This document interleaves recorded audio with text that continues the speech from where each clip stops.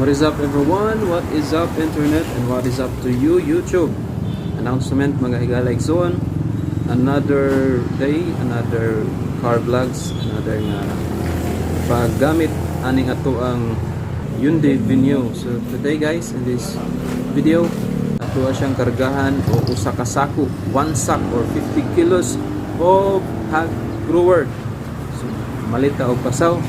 Ay baligya guys, ato ang ginagmay nga negosyo na sila mga piso dire o nagkalain-laing mga aggregate supply dire sa Pacifica sa Mabinay.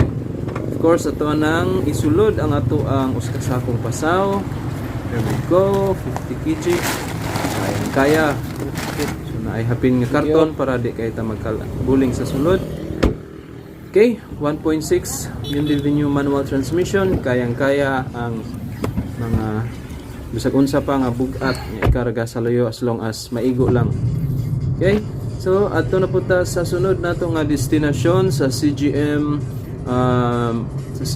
nga grocery kay mamalita sa ato ang mga ginagmay nga supply sa grocery kay atong itinda sa atong gamay nga sari-sari store.